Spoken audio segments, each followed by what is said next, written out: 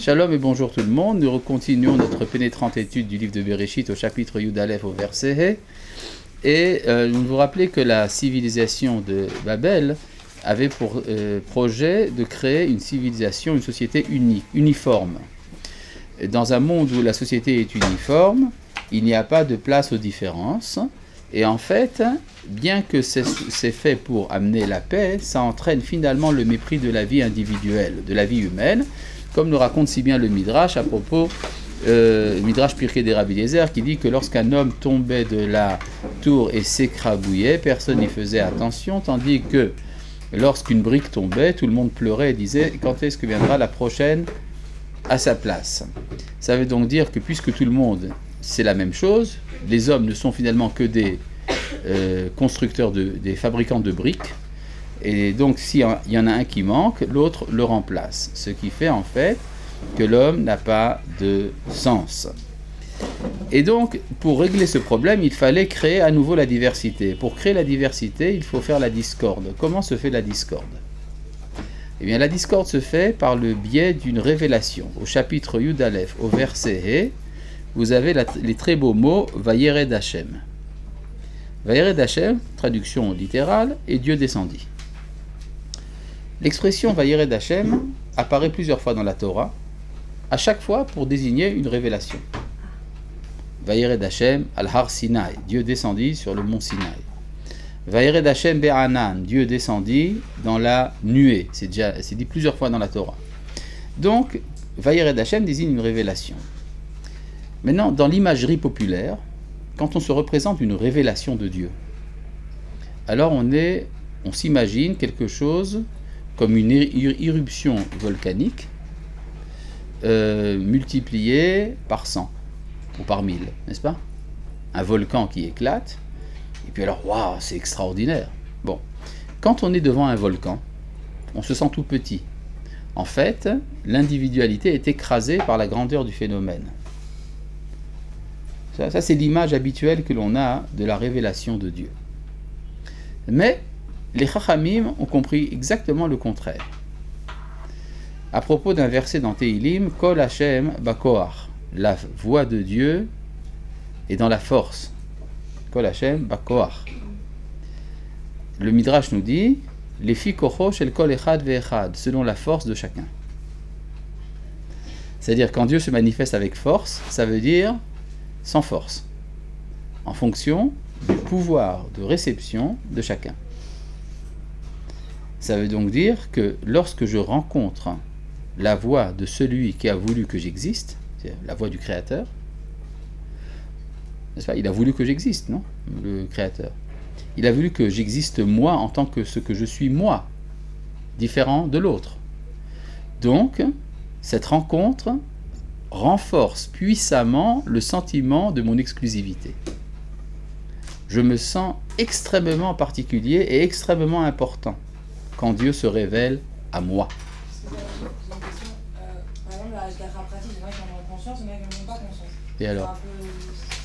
On ne parle pas ici de la Hashgacha, on parle ici de la révélation.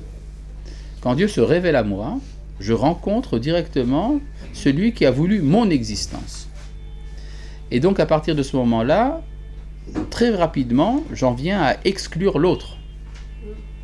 C'est-à-dire la révélation n'est pas un facteur d'unité, mais bien au contraire un facteur de discorde, de désunion. D'accord? Maintenant, ce que je veux dire pour la Hashgacha Pratit, oui, il y a aussi un peu ça dans la Hashgacha Pratit, le fait qu'il y ait une Hashgacha, une providence particulière sur moi, ça me donne un sentiment d'importance.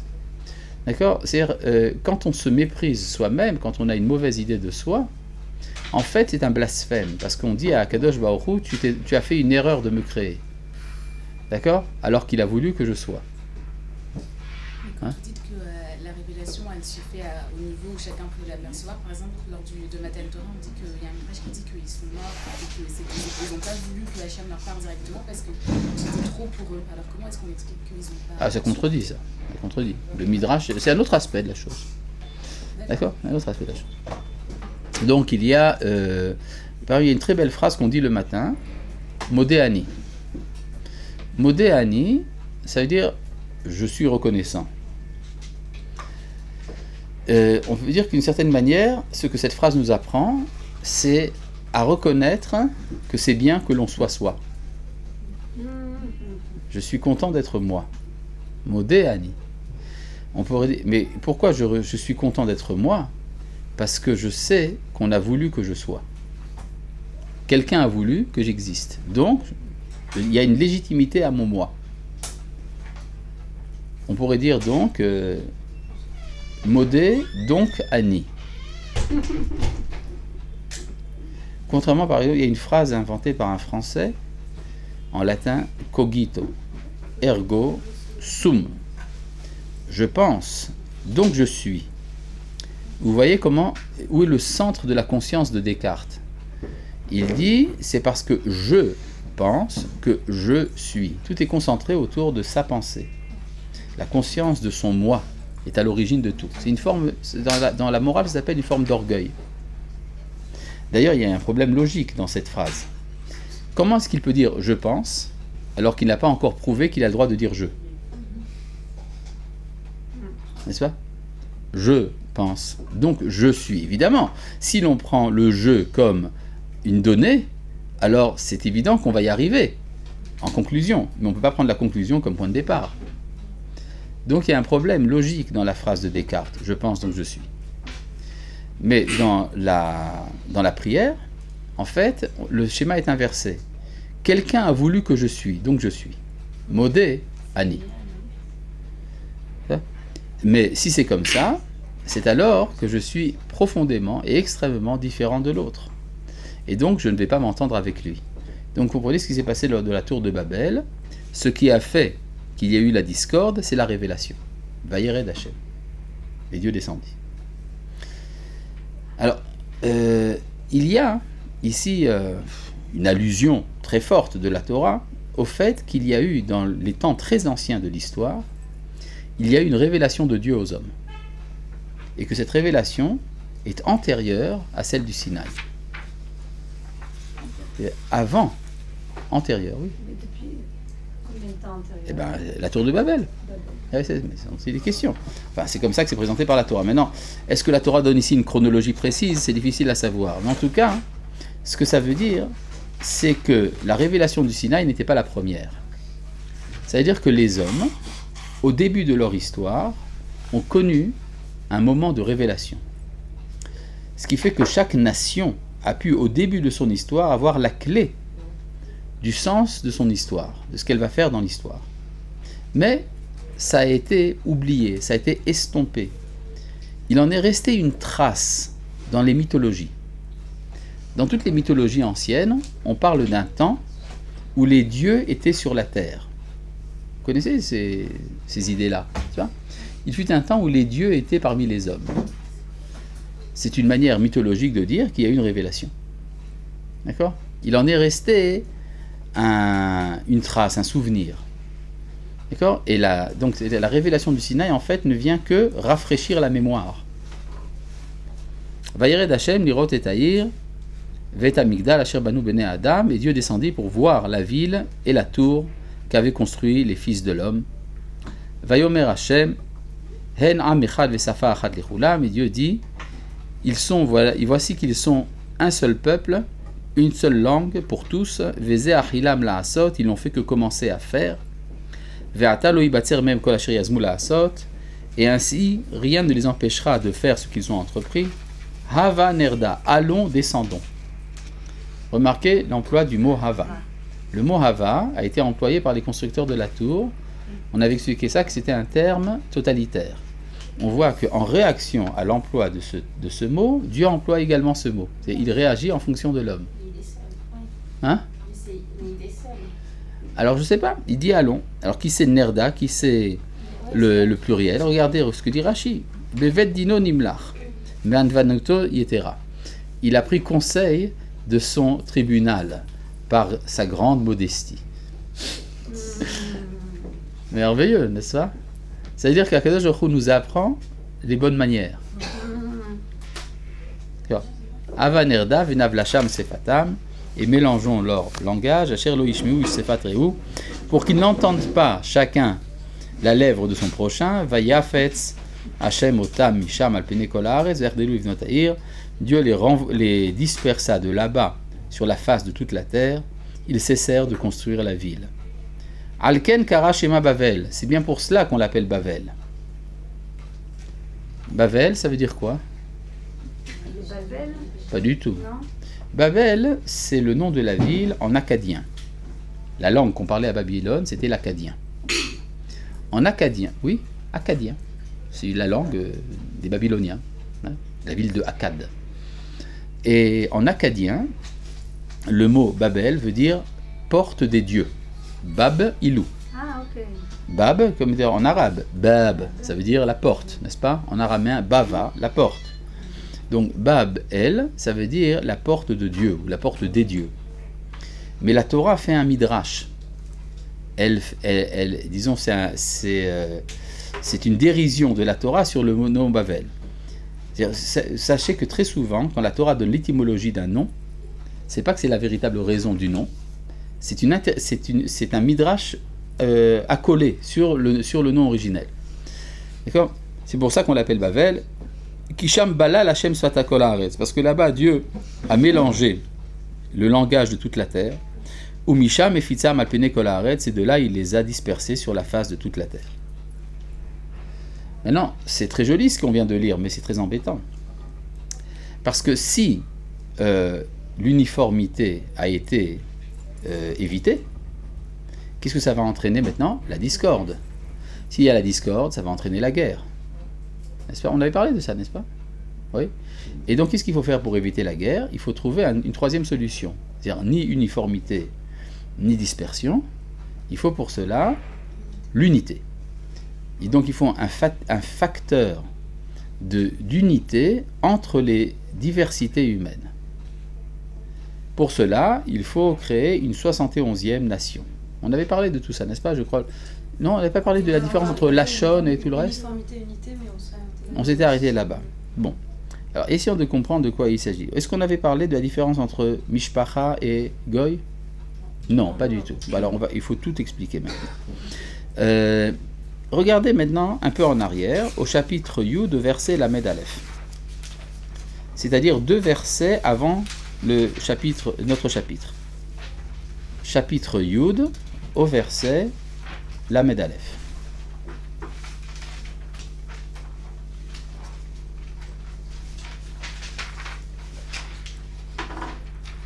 Chapitre Yud, au verset Lamed Aleph. Ele Bene Shem. Ceux-ci sont les fils de Shem. C'est-à-dire, il y a toute une liste de nations mentionnées dans les versets auparavant. Et la Torah nous dit, tout ce qu'on vient de lire, ce sont des fils de Shem. Les Mishpechotam, l'Ilshonotam, Be'artzotam, les Goyehem. Selon leur famille et leur langage, dans leur pays, selon leur nation. Plus lourd que ça, tu meurs. Chapitre Yud, au verset Lamed Aleph. Voilà. Chapitre Yud, verset Lamed Aleph. Je reprends le verset. Ele Bene Shem, voici les fils de Shem. Les Mishpechotam l'Ilshonotam, selon leur famille et leur langage. Be'artzotam les Goyehem, dans leur pays, selon leur nation. Plus lourd que ça, tu meurs. Alors, essayons de comprendre de quoi il est question ici. Tout d'abord, les groupes humains sont appelés au début Mishpechotam, leur famille. D'accord ? À la fin du verset, ils ont un autre nom, ils s'appellent Goyim, des nations. Quelle est la différence entre une famille et une nation? La différence est très simple. La relation normale entre des familles, c'est la paix. Il y a des relations interculturelles, on se marie, on fait un pique-nique ensemble, on s'invite le Shabbat. Entre familles, tout va bien. Parfois, il y a la guerre entre les familles, mais c'est l'exception. La relation normale entre des nations, c'est quoi? La guerre. Quand il y a la paix, c'est l'exception.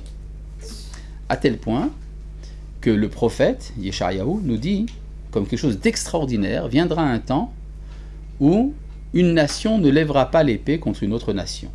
Lo yissa goy el goy cherev. C'est la fin des temps, c'est l'idéal de la fin de l'histoire. quand une nation ne fera plus la guerre à une autre nation. Ce qui veut dire que les nations, naturellement, se font la guerre. Pour une raison très simple, c'est que l'idée de nation, c'est une entité politique, implique l'idée de l'étranger. L'étranger est un peu comme exclu de l'humanité. C'est-à-dire la nation est une micro-humanité qui exclut celui qui n'en fait pas partie.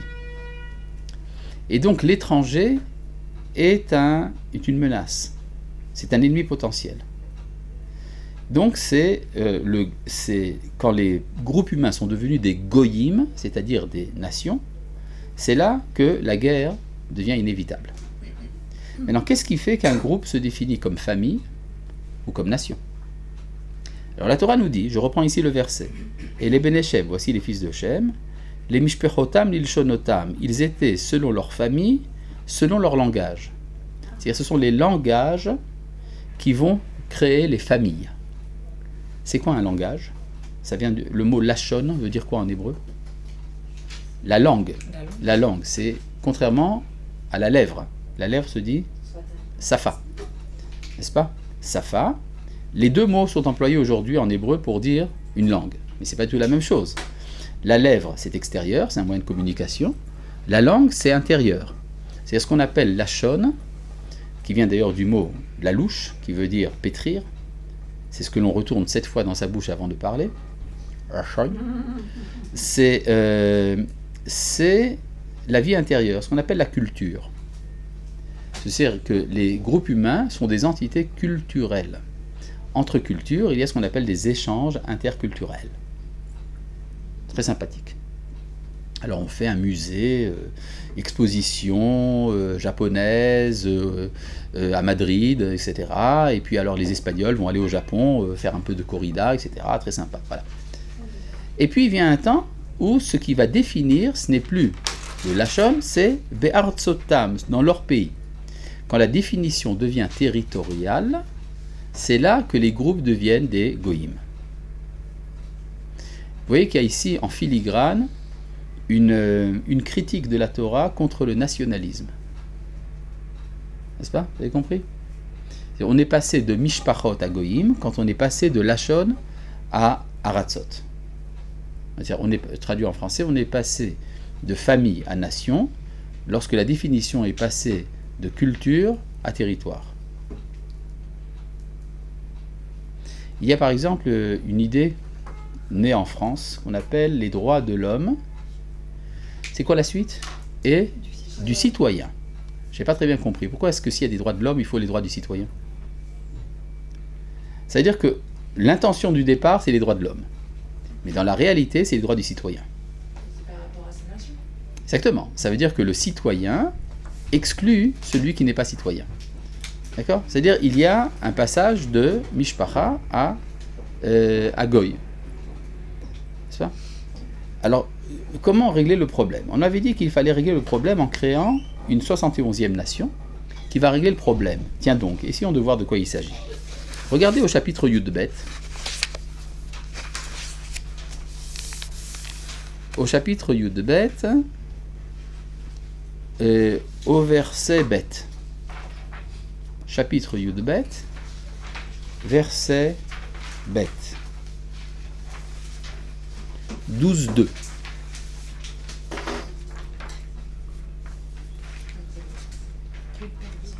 Chapitre Yud-Bet, au verset Bet. Vous n'avez pas trouvé encore? Si, c'est Ah bon, d'accord, très bien. Ve'esra le goy gadol, je ferai de toi une grande nation. Encore un? C'est incroyable. Vavarrecha vagadla shmecha ve'ebracha, je te bénirai, j'agrandirai ton renom, tu seras bénédiction. Vavarcha mevarrecha, je bénirai ceux qui te bénissent. Ukalelcha or, je maudirai ceux qui te méprisent. Venivrechu becha, et par toi seront bénis. Kol mishpechot adama, toutes les nations, non, toutes les familles de la terre. Intéressant. C'est-à-dire, Dieu dit à Abraham de fonder une nation, d'accord, encore une de plus, mais c'est une nation qui, contrairement aux autres nations qui viennent faire la guerre aux autres nations, a pour but de transformer les nations en familles. Évidemment, c'est la Torah.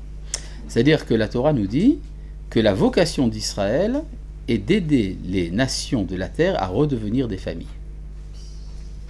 Et donc, on peut dire que le nationalisme d'Israël est le seul légitime. Parce que tous les autres nationalismes sont des égoïsmes. Là, c'est un nationalisme à portée universelle, donc il est cachère. Vous avez compris la différence? Ouais. Je reprends.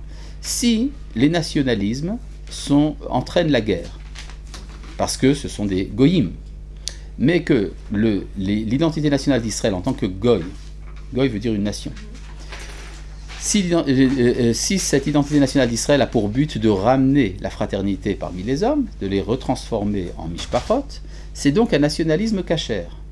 C'est le seul cachère au monde, parce qu'il a une vocation justement universelle, et non pas impérialiste. Vous avez compris?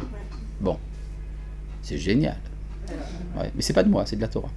Bon, maintenant... Ça veut dire que toute dimension d'orgueil propre au peuple est complètement exclue. Eh bien évidemment, il est là pour servir les autres. Maintenant on peut dire, c'est l'orgueil d'être là pour servir les autres. Comme disait Emmanuel Lévinas, tout grand peuple a le devoir de se penser le peuple élu. D'accord? Maintenant je rajouterai une chose importante. Le seul peuple qui ne veut pas être le peuple élu, c'est celui qui l'est. D'accord? Les Juifs ont un problème par rapport à ce rôle. Maintenant, il y a un problème. Le fait que ce soit affirmé par la Torah, qu'est-ce qui fait que c'est vrai? Parce qu'il peut y avoir une autre option. L'autre option est la suivante. Regardez dans le chapitre Yud, au verset Yud. Juste une question. Oui. Vous pouvez revenir sur la notion de peuple élu? Ah, non, je ne peux pas revenir parce qu'on l'a à peine effleuré.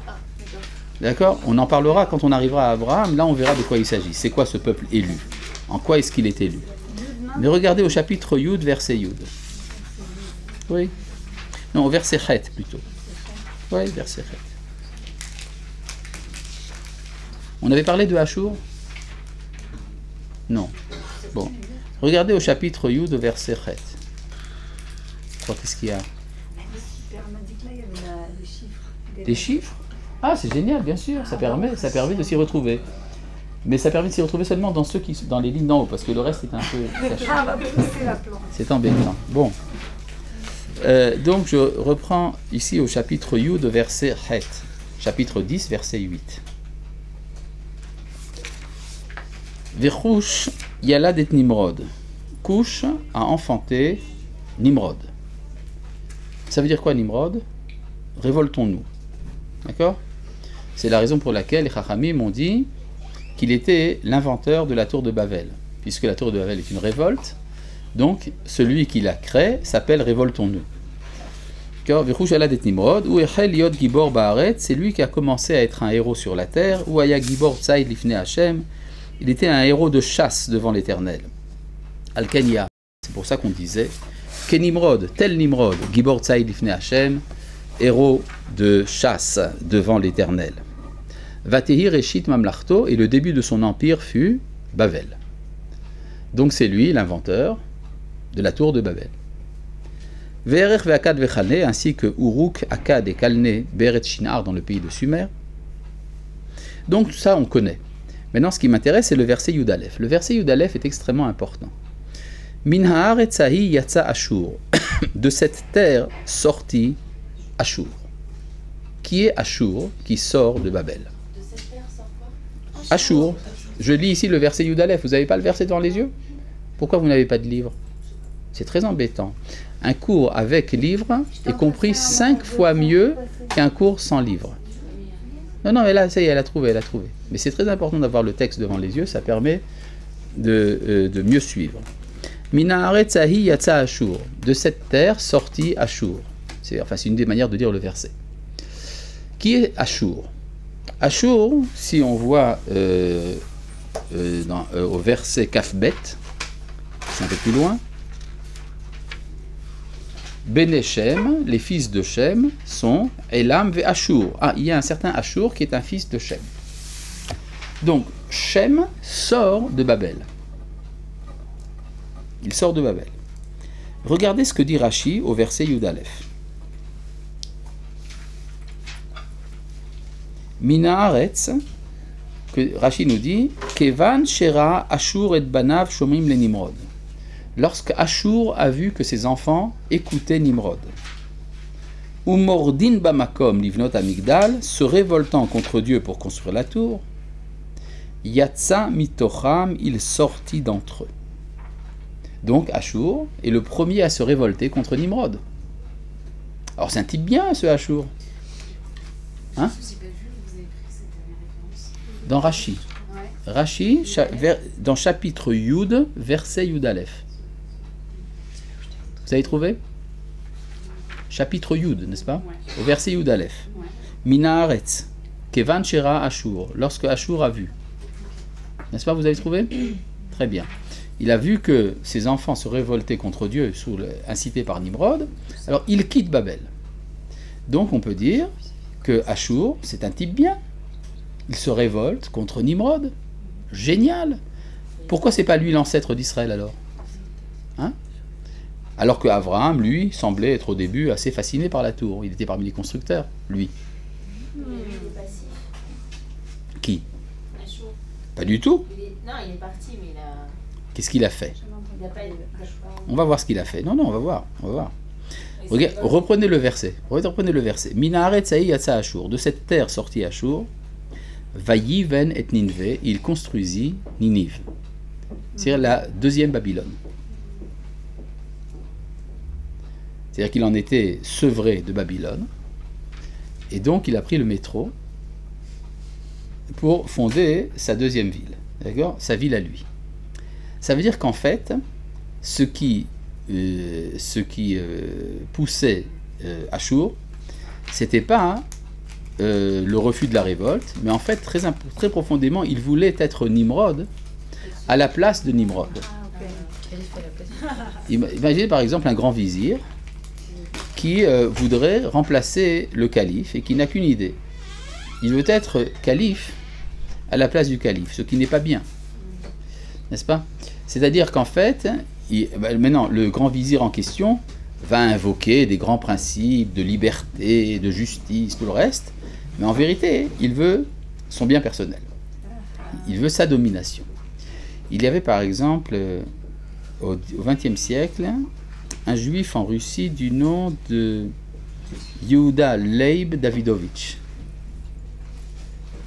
qui est rentré, qui a participé à la révolution bolchevique et qui finalement est rentré au Politburo et a pris le nom de Léon Trotsky. Oui, c'est lui, c'est lui. Et le Trotsky en question, après la mort de Lénine, a été en fait évacué du pouvoir. C'est Staline qui a pris la place. Et alors Trotsky a pris la fuite et a déclaré en fait la guerre à l'Empire soviétique, qui à partir de ce moment-là est devenu à ses yeux quelque chose d'abominable, la plus grande entreprise de tuerie au monde, etc. Et donc il a fait sa 4e internationale, le trotskisme, tout le reste. Finalement il s'est fait tuer par les agents de Staline. Mais enfin, l'idée du trotskisme, c'est ce qu'on appelle la révolution permanente. Et il ne cessait d'accuser l'URSS des pires abominations. Le problème, c'est que ses élèves à lui ont fait bien pire que les soviétiques. Par exemple, au Cambodge, c'est des trotskistes qui ont éliminé la moitié de la population en 2 ans. N'est-ce pas? C'est-à-dire que, en fait, ce qui se manifeste, c'est qu'il voulait être, lui, Staline à la place de Staline. On peut dire que Ashur, c'est la même chose. Il voudrait bien être Nimrod, mais c'est Nimrod qui est à la place. Alors il va sortir de Babel, il va se servir évidemment d'un argument théologique, on se révolte contre Dieu, qu'est-ce que ces histoires, mais il va construire lui aussi sa Babylone. N'est-ce pas? Et donc il ne peut pas prendre la place de Nimrod, c'est pas lui qui va donner naissance à Israël. C'est-à-dire il y a souvent ce qu'on appelle une intention universelle, qui en fait se révèle à un moment ou à un autre comme un impérialisme. Je sais qu'il y avait en Europe, il y a 2 siècles de ça, un peu plus de 2 siècles, il y a eu une révolution universelle. Vous avez peut-être entendu parler, qui a commencé un 14 juillet. Et dans la révolution en question se présentait comme universelle. Elle va libérer l'Europe des tyrans. Et ça a donné quoi? L'impérialisme napoléonien. C'est-à-dire, pour libérer les nations des tyrans, il faut que tous soient asservis à Napoléon Bonaparte. D'accord? L'impérialisme français. C'est-à-dire qu'il y a une tentative, peut-être bien intentionnée au départ, de sauver le monde, mais en fait, ça sert à dominer le monde.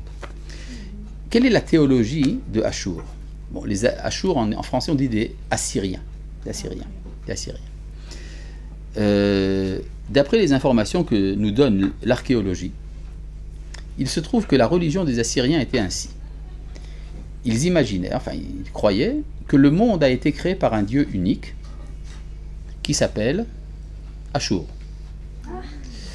Et que de tous les peuples de la terre, ce dieu unique a élu son peuple, Achour, pour lui donner la domination du monde entier. Et donc le but d'Achour, c'est de faire la conquête du monde. Alors c'est intéressant parce que vous avez ici l'idée, déjà en filigrane du peuple élu, mais qui va servir à une finalité immorale, de dominer l'autre. Tandis que chez Abraham, c'est exactement le contraire de Achour, il va se servir de son élection pour être une bénédiction pour toutes les nations de la terre. Maintenant le problème est de savoir qui fait que Abraham va réussir et ne va pas devenir un nouvel Achour. N'est-ce pas? Argument qu'on retrouve chez les antisémites qui disent cette idée du peuple juif qui est un peuple élu, en fait c'est un projet de domination universelle, ce sont les protocoles des sages de Sion, tout le reste, d'accord? C'est une grave erreur évidemment, mais il faut expliquer pourquoi est-ce qu'ils se trompent. Alors pour ce... Hein? Il n'y a pas de culte de la personnalité chez Abraham.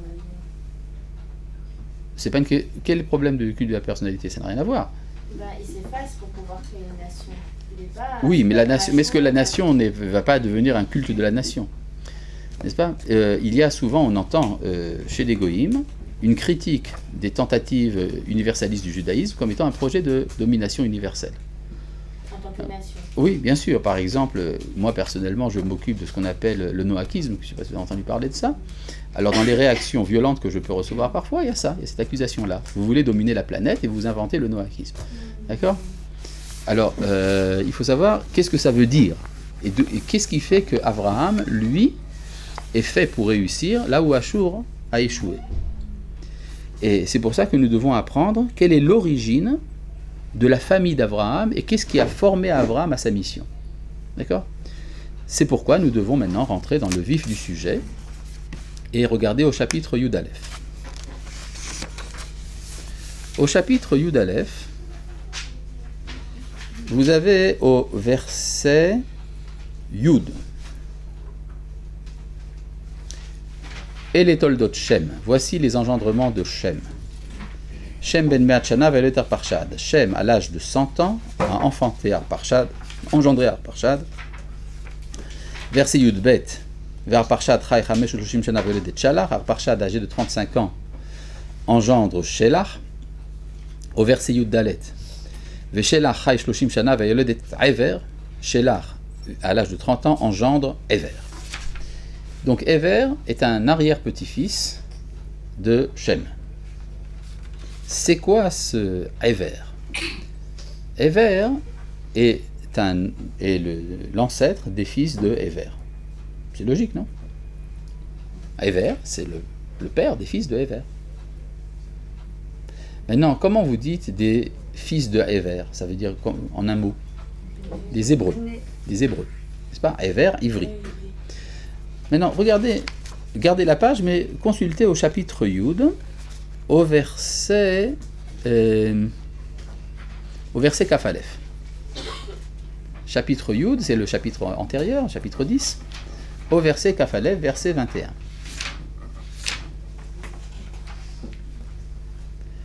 Ul Shem Yulad Gamhu, Shem aussi eut des enfants. Avi Kol Bene Ever, lui qui était le père de tous les fils de Ever. Achi Yefet Agadol, le frère de Japhet le grand. Bon, j'ai rien compris. Comment est appelé Ever ici? Ever a reçu un très beau nom, on l'appelle le père de tous les fils de Ever. Ever, c'était son arrière-petit-fils, d'après ce qu'on avait vu, n'est-ce pas? Donc, il est défini comme étant l'ancêtre des descendants de son arrière-petit-fils. Mais là, on peut faire un petit tableau. Eh ben, c'est très simple. Voilà. Vous avez Shem, qui a un fils qui s'appelle Arpachshad, qui a un fils qui s'appelle Shelah, qui a un fils qui s'appelle Ever, et Ever, il a des enfants, qu'on appelle Béné à Ever. Alors on nous dit qui est Shem? Eh bien Shem, c'est le père des fils de Ever. C'est-à-dire, il est défini comme étant l'ancêtre des descendants de son arrière-petit-fils. C'est une banalité absolument incroyable. N'est-ce pas? Bon. À moins que ça veuille dire que la famille de Ever représente de manière idéale les idéaux de Shem. C'est-à-dire, le plus sémite de tous les sémites, c'est Ever. Que veut dire Shem? Hein? Shem, c'est le nom. Ça veut dire un nom, et ça veut dire également en hébreu un but, une finalité, une vocation. N'est-ce pas? Par exemple, quand on fait quelque chose en faveur du ciel, les Shem Shamaï. D'accord? Donc Shem veut dire une finalité, c'est-à-dire c'est une civilisation qui voit un but dans l'histoire. De toutes les familles de la civilisation de Shem, c'est la famille de Ever qui représente le mieux cet idéal. Qu'est-ce qu'il est, ce Ever en question? Alors regardez toujours au chapitre Yud, au verset Kafhe. Chapitre Yud, verset Kafhe. Ul Ever yulad shene banim. Ever eut 2 enfants, eut 2 fils. Shem Haechad, le nom de l'un, Peleg. Pourquoi s'appelle-t-il Peleg? Ki be'amav niflega haaretz, parce que de son temps la terre fut divisée. Veshem achiv Yoktan, le nom de son frère était Yoktan. 95. Donc, Ever a un fils qu'il appelle Peleg, parce que du temps de Peleg, la terre fut divisée. Alors ça veut dire 2 choses. Tout d'abord, quelle est la préoccupation de Ever, pardon? Qu'est-ce qui le préoccupe? La division de la terre. N'est-ce pas? La terre est divisée, ça l'embête. Ça veut dire quoi qu'elle est divisée? On ne sait pas très bien. Comment? Déjà, ça veut dire qu'il est prophète, parce que si c'est Ah, la génération ça c'est la deuxième chose. de la terre, elle n'a pas encore eu lieu, la division. Ça veut donc dire qu'il est prophète. C'est-à-dire il est à la fois prophète et il se préoccupe de l'unité des hommes. Ça vous rappelle un peuple par hasard? Ça rappelle un peu le peuple d'Israël. C'est-à-dire il est en fait l'ancêtre de l'identité hébraïque, qui est à la fois prophète, il y a la prophétie comme étant la spécificité du peuple d'Israël, et de plus, il est préoccupé de l'unité des hommes. C'est intéressant. Maintenant, comment réaliser cet idéal de réunifier les hommes? Il peut y avoir différentes options dans la famille. Et on verra effectivement qu'il y a eu un débat extrêmement âpre dans la famille de Ever autour de ce problème. N'est-ce pas? Bon. Maintenant, si on voit dans le chapitre Yud Aleph que nous avons quitté tout à l'heure, la suite de la lignée. Donc vous avez ici Ever qui a 2 enfants, l'un qui s'appelle Peleg et l'autre qui s'appelle Yoktan. Peleg a un fils qui s'appelle Réon. Que veut dire Réon? La fraternité. La fraternité. Oui. Qui a un fils qui s'appelle Serug, qui a un fils qui s'appelle Nahor. Et le Nahor en question a un fils qui s'appelle Terach. Et Terach a 3 enfants, l'un qui s'appelle Abraham, à ce moment-là de l'histoire il s'appelle encore Abraham, Haran et Nahor. D'accord? Donc, le Ever en question est l'ancêtre d'Abraham. Donc, ce point de vue, et maintenant tous les descendants, Yoktan a également 13 tribus qui sortent de lui. Donc il y a ici beaucoup de monde en fait. La Torah nous donne seulement la lignée centrale, mais il y a ici beaucoup de descendants. Comment appeler tous ces descendants-là? Ce sont des Ivrim, ce sont des Hébreux. Donc Abraham est le dernier des Hébreux. Ah oui, souvent on dit quelque chose d'absolument faux, qu'Abraham était le premier Hébreu. C'est exactement le contraire, d'après la Torah, il est le dernier des Hébreux, c'est de ce peuple antique dont il est resté une famille, rescapée. Rescapée de quoi, on ne sait pas très bien encore, mais Abraham est le dernier des Hébreux. Parce que cette nation-là a disparu de l'histoire. Comment est-ce qu'elle a disparu? On va le voir. Comment? Mais Lavan et ses filles, c'était des descendants. Ça c'est après. frères de- Ça c'est après. Est-ce que ce sont des Hébreux? Lavan était appelé dans la Torah araméen, comme par hasard, pas hébreu. Alors, maintenant on va rentrer dans C'est le... des descendants aussi de... Oui, mais on va devoir comprendre ce que ça veut dire. C'est-à-dire, il y a eu une tentation à un moment de l'histoire de cette famille de cesser l'identité hébraïque. Et puisque tout cela est clair, nous allons... Je peux effacer, n'est-ce pas? Moi, Oui. j'ai pas compris en quoi on peut les définir comme une nation et pas comme une famille. Ah, parce que la Torah, à la fin de cette liste, nous dit que ce sont les nations de Shem. Ce sont les descendants de Shem selon leur nation. Donc, Abraham est un descendant de la famille qui est devenue une nation hébraïque. Maintenant, où est-ce que cette nation des Hébreux habitait? C'est pas très clair, n'est-ce pas? Où est-ce que les Hébreux pouvaient habiter? Je vais vous donner une réponse très simple. Les Hébreux habitaient dans le pays des Hébreux. Comment vous dites en hébreu pays des Hébreux? Eretz Haïvrim, le pays des Hébreux. Alors cherchons dans la Torah où apparaît ce mot. Le pays des Hébreux. C'est où ça, le pays des Hébreux? Non, non, si on a dit que ce sont les descendants de Héver. D'accord? Héver n'est pas appelé parce qu'il est d'un autre côté. Il s'appelle Héver parce qu'il s'appelle Héver, point à la ligne. Maintenant, ses descendants sont les Ivrim, les Hébreux. Où est-ce qu'ils habitent? Alors, ils habitent dans le pays des Hébreux. Alors, ici, on doit voir où c'est le pays des Hébreux, Bonflant. Regardez au chapitre même, au verset Tetvav. Ça vous demande de faire un certain effort de feuilletage. Regardez au chapitre même, au verset Tetvav. Chapitre même, c'est chapitre 40. Au verset 15. Ça va loin, ça, n'est-ce pas? C'est le chapitre même qui est le même chapitre, ce qui est un jeu de mots stupide. Donc, chapitre même, verset Tetvav. Ok, il est là, 165 en haut. Bon, alors regardons ce que dit chapitre même, chapitre 40, verset 15, Tetvav. Je sais que c'est un exercice extrêmement difficile et laborieux que je vous ai demandé là. Hein? Exactement. Regardez ce que dit la Torah. Ki gunov gunavti, car j'ai été capturé, j'ai été volé, enlevé, mais Eretz Haïvrim, du pays des Hébreux. Qui c'est qui dit ça? C'est Yosef, un dignitaire égyptien dont il demande l'aide. Il dit, il faut que tu m'aides parce que j'ai été rapté du pays des Hébreux. Maintenant, il est évident que quand il va parler à quelqu'un qui peut le sauver, il ne va pas parler par énigme. Il va parler dans un langage qui est supposé être compris par son interlocuteur. Ça veut donc dire que Yosef sait qu'en Égypte, on savait depuis longtemps que le pays d'où venait Yosef, c'était le pays qui avait été celui des Hébreux. De quels Hébreux parle-t-il? Eh bien, des ancêtres de la famille. Ça veut donc dire que le pays que la Torah appelle par la suite Canaan, Canaan, comme on dit en français, avait été le pays des Hébreux. Et qu'est-ce qui se passe avec la famille? Alors regardez à nouveau au chapitre Yud Aleph. Je sais que c'est très difficile ce que je vous demande, mais enfin quand même. On voit par exemple au verset Kafret,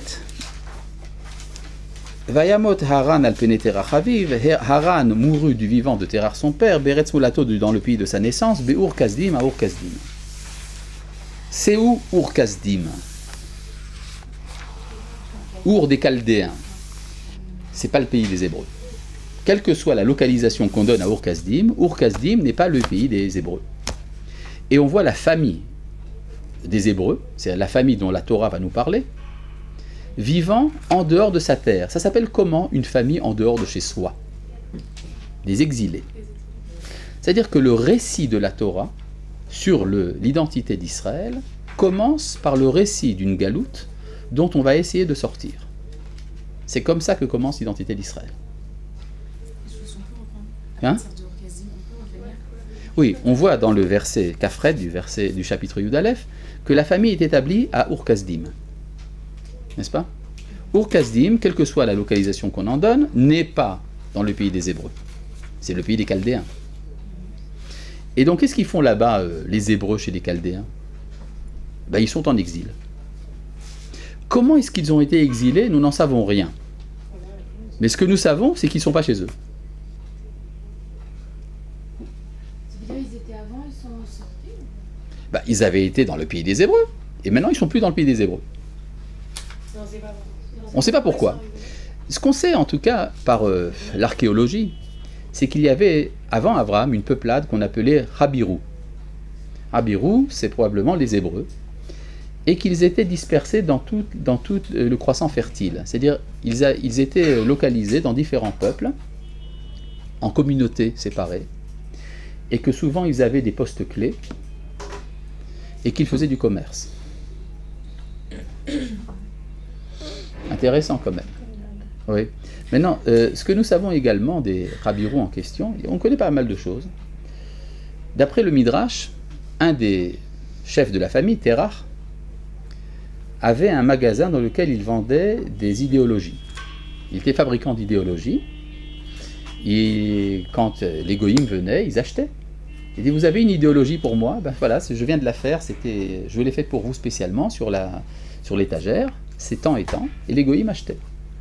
C'est-à-dire qu'on pensait qu'un Hébreu était capable de créer des dieux. Parce que les idéologies à l'époque, ça s'appelait des idoles. N'est-ce pas? C'était des dieux. Ça veut dire que depuis très longtemps, on pensait que les Hébreux étaient capables de faire des dieux. Si on pense d'un Hébreu qu'il est capable de faire des dieux, qu'est-ce qu'on pense de l'Hébreu lui-même? Que c'est un super dieu. Donc vous voyez déjà l'origine, enfin d'après le Midrash, la focalisation de l'esprit des nations autour d'un Hébreu qu'on va diviniser. Intéressant, ça se voit déjà très longtemps avant. Mais en tout cas, il se passe quelque chose dans cet Ur-Kasdim. C'est à partir de Ur-Kasdim, de cette tentative de sortir de la galoute, que va s'élaborer l'identité d'Israël, à commencer par Abraham. Alors, qu'est-ce que ça veut dire dans le détail? Ça, on a besoin de rentrer plus profondément dans les détails. Oui, vous dites? Est-ce que vous avez déjà expliqué pourquoi le pays s'appelle Canaan pendant une période? Eh bien, il s'appelle Canaan parce que les Cananéens l'ont envahi entre-temps. Comme dit la Torah, par exemple, au chapitre Yudbet, au verset Vav, vers Kenaani, Asbaretz. Le Cananéen était alors sur la terre. Ça veut dire qu'il était arrivé. D'accord? Et donc, il y a ici, quand Abraham part en Eretz Israël, il revient au pays de ses ancêtres. Contrairement à ce qu'on a l'habitude de dire que c'est le dépaysement. Au contraire, il veut se réenraciner. Enfin, Il n'y a pas que la volonté de sortir de la galoute. Alors ça, on va voir. J'ai compris. C'est très intéressant, mais tout ça demande d'être prouvé par les textes. Et comme nous sommes arrivés à la fin de notre émission, nous allons devoir arrêter là et reprendre la prochaine fois. Shalom à tous nos auditeurs.